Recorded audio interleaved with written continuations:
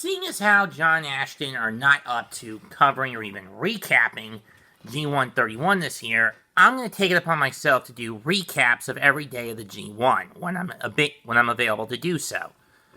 So, of the block matches. So, opening match of the tournament was Kodabushi versus Yujiro Takahashi.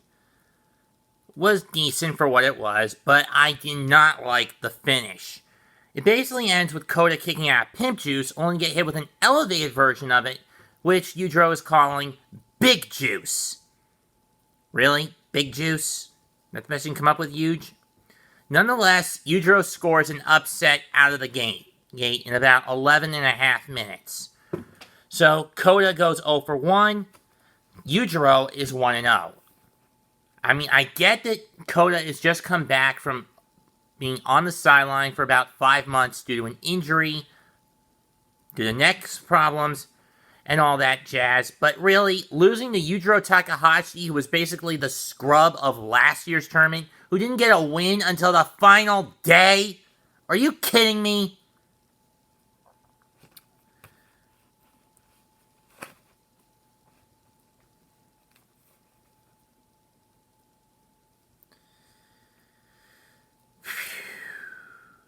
Next up was a match I was kind of intrigued by. The Great Okan against Tongaloa, the latter both in their debut matches of the tournament. On paper, I kind of had Okan winning, mostly because he's more used to he's been in singles competition much longer than Loa. Well, Loa, on the other hand, has had more of that stigma of being a tag team wrestler attached to him. And sure enough, it played out that way in about 17 minutes. Ending with Tongaloa looking to hit ape shit on Okan. Okan sliding out and leveling Tongaloa with the Dominator for his first 2 points in his G1 career. Next was Toriano against Kenta. This had some of the callbacks to last year where both men were trying to where Kenta was trying to use roll after roll of tape to get Yano by count out, taping him to the entrance ramp, taping his hands together. This time it backfired on him. A couple of low blows, and one ending with a roll-up that ends up getting Yano the win in about just over 11 minutes. Not a bad match. Anyone who thought I thought Kenta would win, I threw Yano a bone in this one. I did pick Kodabushi to win the opener, and I'm a little mad about it. That being said, the last 2 matches were a coin flip for me. Zack Sabre Jr. against Tetsuya Naito. Naito has been a downward trend since dropping the double title at the Wrestle Kingdom 15's first night to Ibushi. And it looks like the downward trend is somewhat continued. As he went for Destino, he kept getting countered, and then finally, with about less than 3 minutes left, Zack trapped him in a submission move he calls, "Yes, I'm a long way from home." And Naito ended up tapping out with just under 3 minutes left in the match. So Naito is now 5-7 in 12 G1 tournament openers for him. Lifetime. Zack gets his first win over Naito one-on-one since the 2018 G1 Climax. Great match overall. And then we get to the real hoss fight of this first day, which finished just before the 2-minute warning. Shingo Takagi against Tomohiro Ishii. The world champ against the never openweight 6-man co-holder. And boy, did these two bludgeon each other. It was brutal. It was hard-hitting. It was quick. It was tough. Everything you expect from these two guys. They have incredible chemistry for these slugfest kind of matches.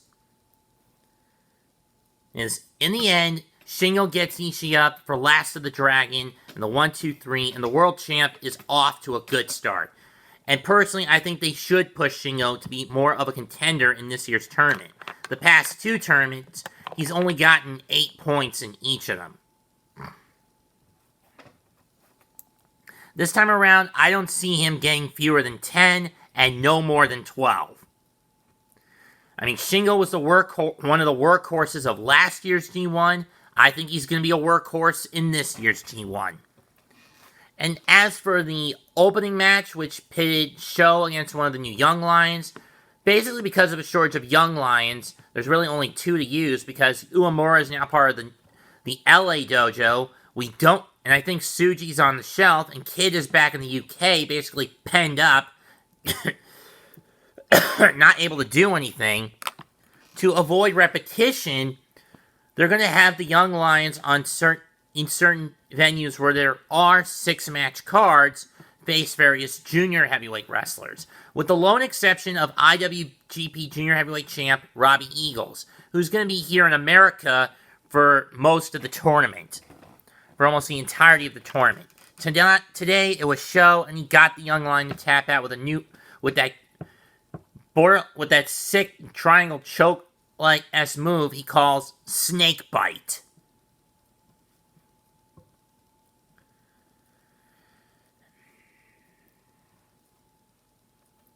And it's pretty damn effective for what I've seen of it.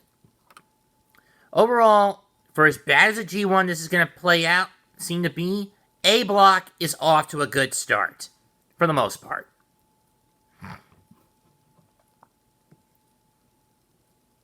Let's see what the B Block does tomorrow. This is the weaker block, at least on paper. Sure, it's going to be capped off by Okada Tanahashi, but who's going to win that one? If Okada loses to Tana, it'll be the first time Tana's beaten Okada in the G1 tournament itself. If Okada wins, he's on his way to getting back on the right path towards the IWGP World Heavyweight title. But even if he doesn't win the G1, he'll at least get a consolation prize in going after the IWGP US Heavyweight title. But would he want that title shot? I don't know. Keep in mind, Tanahashi has been the champ since Resurgence last month in LA when he beat Lance Archer, and retained at Wrestle Grand Slam against Kodabushi and Saitama.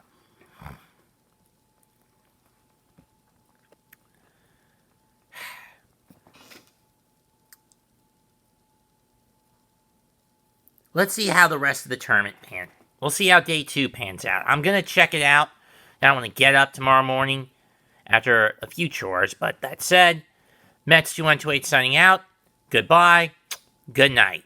Bang.